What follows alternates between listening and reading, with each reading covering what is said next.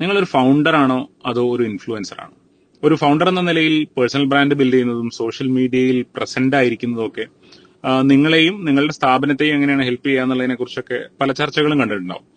പക്ഷെ വലിയൊരു കൺഫ്യൂഷൻ എന്താണെന്ന് വെച്ച് കഴിഞ്ഞാൽ, നിങ്ങൾ ഒരു പേഴ്സണൽ ബ്രാൻഡ് ബിൽഡ് ചെയ്യുന്ന ഫൗണ്ടർ ആണോ അതോ നിങ്ങളൊരു ഇൻഫ്ലുവൻസർ ആവാനാണോ ശ്രമിക്കുന്നത് എന്നുള്ളതിൽ ഒരു വ്യക്തത കുറവ് ഉണ്ടാകുന്ന സമയത്താണ്. വളരെ സക്സസ്ഫുൾ ആയിട്ടുള്ള കുറെ ഇൻഫ്ലുവൻസേഴ്സും ക്രിയേറ്റേഴ്സും ഉണ്ടാവും.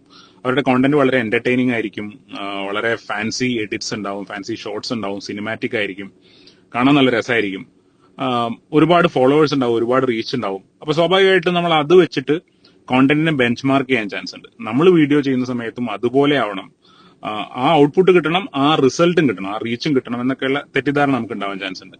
പക്ഷെ മിക്കവാറും സമയം നിങ്ങളുടെ ഒരു ഗെയിമേ ആയിരിക്കില്ല അത്. നിങ്ങൾക്ക് കളിക്കാൻ പറ്റിയ, നിങ്ങൾക്ക് ജയിക്കാൻ പറ്റിയ ഒരു ഗെയിമേ ആയിരിക്കില്ല അത്.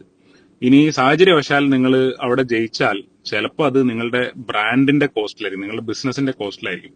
അതായത് നിങ്ങൾ നിങ്ങളുടെ ബിസിനസ്സിൽ നിന്നുള്ള ഫോക്കസ് ഒക്കെ മാറ്റി ഫുള്ളായിട്ട് എനർജിയും അറ്റൻഷനും ഒക്കെ ഇങ്ങോട്ട് കോണ്ടന്റ് ക്രിയേഷനിലേക്ക് ഡെഡിക്കേറ്റ് ചെയ്താലാണ് ഒരുപക്ഷെ നിങ്ങൾക്ക് ഇൻഫ്ലുവൻസർ എന്ന നിലയ്ക്ക് സക്സസ്ഫുൾ ആവാൻ പറ്റുക. That's A totally different game.